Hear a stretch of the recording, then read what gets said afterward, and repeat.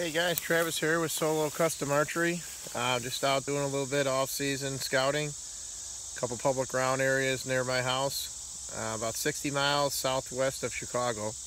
Believe it or not, there's plenty of open public ground for deer archery available, to where every year I have new stuff to explore. So today I'm out by Morris, Illinois. I'm going to explore Morris wetlands. It's been open for maybe a season or two. I haven't made it over there yet, so this year I plan to check that out.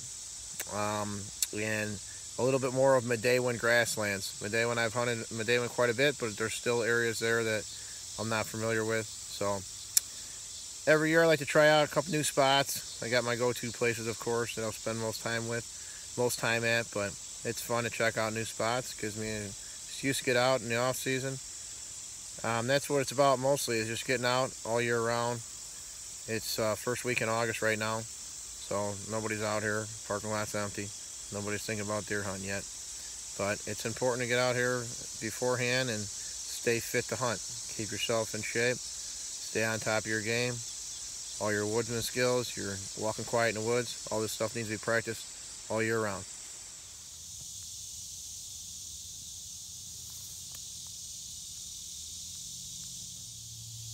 You see that thicket? See how thick, how close everything is together in here. This would be a good spot because it's a good bedding area. Just on the outside of a grass field, which they bed in, they live in. And then we got a couple travel corridors crossing right here, so I would like it. However, you look at the canopy, is about 6 feet tall in here. So it'd be almost impossible to get a stand up and get a shot off. So I'm going to keep looking around a little bit. If I can find a spot where I can thread a needle in a few spots, I'd be happy with this position. Okay, I followed that thicket for a while, and the situation just got worse in there, thicker and thicker. There's never a spot where I can get a stand or a shot. A lot of deer activity, and that would be the area just behind me here. So I walked out into this clearing, and there's quite a few trails going through this tall grass or medium grass. This is definitely shootable area. The grass is short enough to where I can shoot in here. Not a bad spot. I could shoot almost all the way across the whole clearing. The only problem is there's not really any good trees. And I just found this one behind me here that I could probably get my lone wolf into. So that's an option. I'm going to plot this as an option. Not ideal, but worth looking into.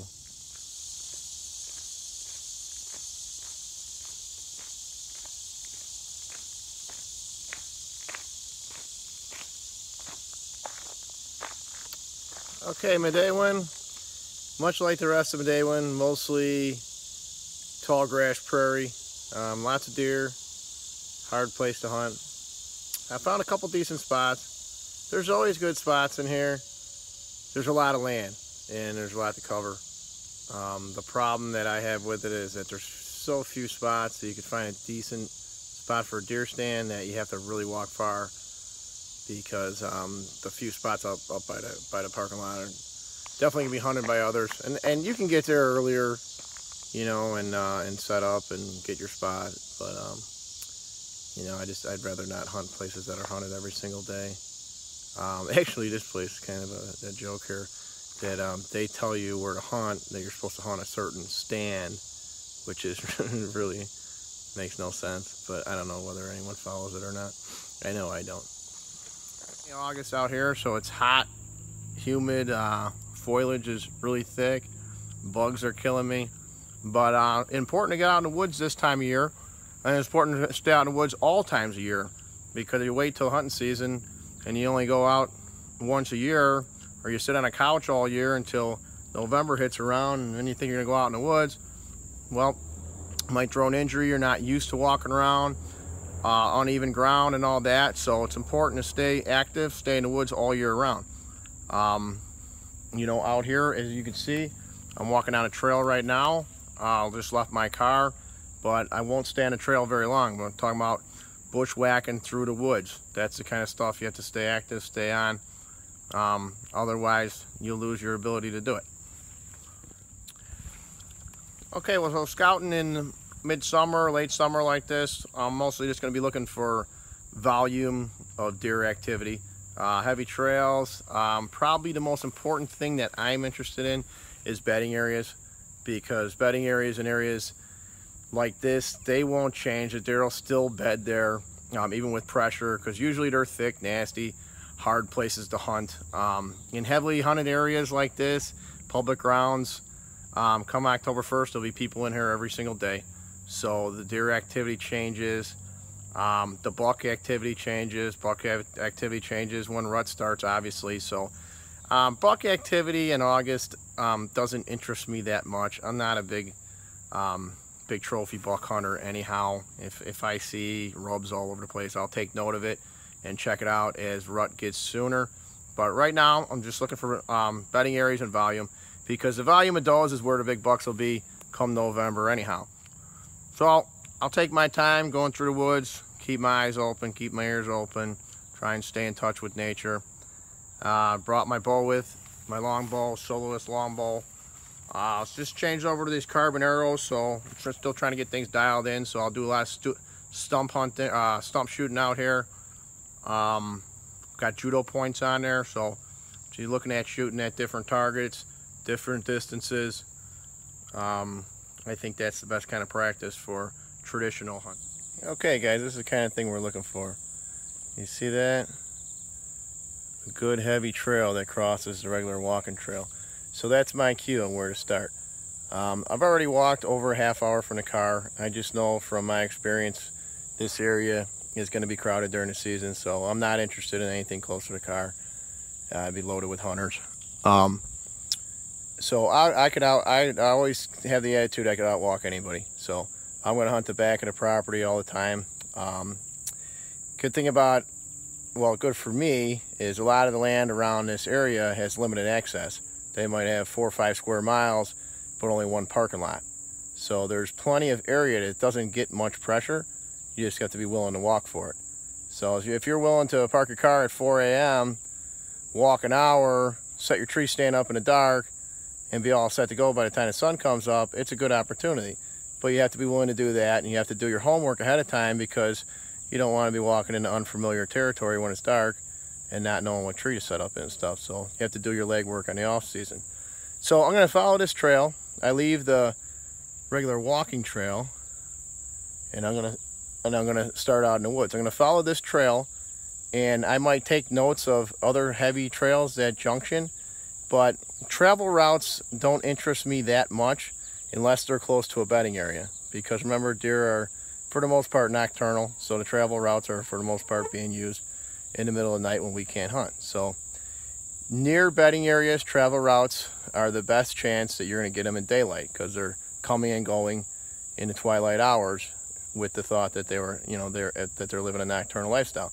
And the more hunting pressure as the season goes on, the more nocturnal they become. So keep that in mind. So I'm gonna follow this trail out, look for heavy trails near bedding areas, plot those spots, look for good trees, put my stand in, take note of it, document it all well, and hopefully have a spot to go come opening season. Before I get started here, just a word on more practice and discipline inside the woods. It's a great time when you're out here anytime during off season, regular season. Always practice your discipline in the woods. Silent walking. Walking slowly, measuring each footstep. This is kind of stuff that doesn't come naturally to us. We have to practice it. Anyone that's ever been in a deer stand and witnesses what goes on in the woods, we know that the woods move at a slower pace than we do in our lifestyle. So if you've been sitting in a tree stand and a hunter walks by strolling at regular human pace, right away you recognize it as human, along with everything else in the woods. Recognize it as human also. No other animal in the woods sets their feet down as heavy as we do. No other animal in the woods moves at the steady pace that we do. Usually animals in the woods are either running in a panic or they're moving at a really slow pace. So if you want to go unnoticed in the woods, you have to get used to moving at slow pace of the woods, setting your feet down very softly, looking for each spot, looking where you're going to set your foot. And when you do this, or anyone who has done this, you'll realize that it takes incredible amount of balance and a lot of patience and a lot of practice. It's something that we all struggle with when it comes down to it. So it takes a lot of practice. So I'm always working on this because I'm a guy who's always in a rush and always in a hurry. So I struggle at this. So I'm going to practice it every time I'm in the woods. I always do. So during the season, it'll come natural to me. This is what it comes down to sometimes. You see all the mosquitoes swarming me. Grass is 15 feet high. Ragweed, nasty stuff. But there's woods beyond here. I'm trying to get to the woods. Okay, this is kind of hard to film and do it at the same time, but I want to show how difficult this is to negotiate this kind of area. You see there's about 15 feet of ragwood here, and it's all blown down from storms and stuff. So to get through it, it's as tall as my neck. So the only way to get through it is to put my bow on it, get my foot all the way on top of it, take a big high step. And the next step, got to be the same way, all the way across. So you can see that this is becomes an aerobic exercise out here, not just a stroll in the woods. Okay, you see those prairies out there? That's a natural grass prairie.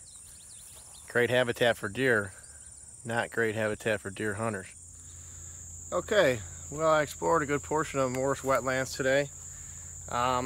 Be honest, it's about what I expected. Not really great hunting area, much like a lot of the areas around here, Haida Key, Midewin. A lot of the woodland is like you see around me right now. It's just bottomland. A lot of deer tracks going through there and stuff, but pretty thin. And then most of it is just natural prairie, 10 feet tall grass. That's how it is. Most of the places around here, that's where the deer are living at. I bumped a few of them out of there today. Seen some beds in there. Great habitat for deer. Great for them to live in there. I'm sure there's plenty of deer here. It's just it's hard to hunt them when they have so much tall grass to bed in and nothing really to force them into the woods. I did plot one spot, strip of woods between two heavy grass areas, and I've seen a lot of traffic through. I might come back and set a stand up there during the season. I have a lot more of this area. It's a pretty big area. Like I said, it's probably, I don't know how many square miles, but there's only one access point. And in Illinois, you're only allowed to park in the parking lot. You can't park on the road and walk in or you get a ticket. So you could only park at the one corner, and it's a very far walk, maybe 4 miles to get to the farthest point. So I didn't go all the way there today. I'll probably come back maybe next weekend, the weekend after, with my canoe and float it down this river. Be an easier way to access that area and get a better look at it. Maybe I'll bring my boys along and make a day out of it. But that I'm not going to give up on that area yet. As far as the rest of it, you know, today was more about getting out, getting some exercise, getting used to the woods. I do it all year round, but I'm trying to encourage others to do it. You don't want to spend a couch, you know, all year on the couch and go out that one weekend out of the year into the woods and think you're gonna do fine. You know, and that's how a lot of injuries happen. My brother's an emergency room doctor in Minnesota. He says that hunting season is the most popular time of the year in there. He says it's crazy busy. They increase their staff and everything. People go out and they haven't been in the woods since last season. They trip over deadfalls, fall out of tree stands, have heart attacks. So I just want to encourage everybody to get out of lazy boy and get into the woods. You know, the only way to get used to it is to do it. You could even hey, I run, I work out, you know, do CrossFit and all that stuff. That's all great and it's important, but without actually getting into the woods, you're not going to get in condition for the woods. You have to be fit to hunt in order to enjoy your hunt. You know, I can't tell you how many times I've been hunting with people who go out of town for a week, get there on Wednesday, you know, for a long weekend hunt, and by Friday they had it. You know, by Saturday they want to go home, and by Sunday they're not hunting for sure, because they have this, you know, dreaming of this hunt for months on end, and, you know, buying stuff and talking about it and all this stuff, and then when they get out there, it's just not what they expect. It's too hard work. They're not fit for it. So in order to enjoy it while it's going on, you have to be fit for it. You have to get yourself out here all year round, become resilient to the woods, and a lot of it is the mental aspect. You know, you have to be out here putting up with the misery on a daily basis to get used to to be tolerant to all the discomforts of being in the woods and be able to put up with that. So when you come out here to hunt, you know what to expect, you're used to it, and you can enjoy it. You know, what I went through today, a lot of people say, oh, this is miserable, why would you even want to do that? But for me, it's fine. You know, I enjoy being in the woods, and I do it enough to where it's not miserable for me, and it doesn't bother me very much. And I enjoy it, and then when it comes time to hunt, no big deal to me. Okay, one more thing on stump shooting. So I did my share of stump shooting out here in the woods today, and you know, it brought up a point I wanted to bring up that I realize every time I come out in the woods, because I do a lot of shooting in my grass at home. I just take like a rubber baseball usually and shoot it with judo points. I'll just kick it, and then wherever it rolls to, whether it be 5 yards, 15 yards, 25 yards, 40 yards, shoot at it. And I'll have like 2 judos in my quiver at all times, and shoot at it once, twice, walk down to it, kick it back the other way, shoot at it again. Cheap target, you know, you can buy a whole bunch of them for nothing. I would never go out and pay $40 for them balls they sell at the sporting stores that are made to shoot at, because, you know, you could buy a dozen baseballs for $10 and shoot them to pieces and throw them in the garbage and grab a new one. But yeah, it's a good way to practice, because you're always varying distances. You're always concentrating on the one single shot. Me personally, I have trouble shooting a dozen arrows into a bullseye and keeping my concentration and doing that over and over again. There's times I do it to work on form and that, but for me, it's not the best practice. So that's the way I like to do it. I like to kick the baseball around, shoot at it, concentrate on that single shot. And so if we're doing that in the yard a lot, I get used to it. And then I find that when I come out here in the canopy to woods and I'm stump shooting in the canopy to woods, for some reason my depth perception for me personally is different inside the woods. Maybe because there's so much in between me and the target, but I usually overshoot my shots when I first start out in the canopy to woods compared to at home. If I'm accustomed to shoot at home, come out here, I'm shooting long. For the first couple shots, I'll be shooting long until I get it dialed back in. And I just think that, I don't know if it's just me, but my judge of distance with other items in there, trees in between me and my target, it just seems longer than just open grass. So something to take into account, because most of our shooting is going to be in the woods. So it's important to be able to shoot your best in the environment you're going to be shooting at deer in. So yeah, I mean, working on your form, shooting bullseyes in your backyard, great, keep it up. But every once in a while, get in the woods, especially before deer hunt season, get in the woods and get it dialed in the woods. Make sure you're judging distance right, especially you compound shooters with points in that. You know, unless you're planning on using a rangefinder, you have to be good at judging distance.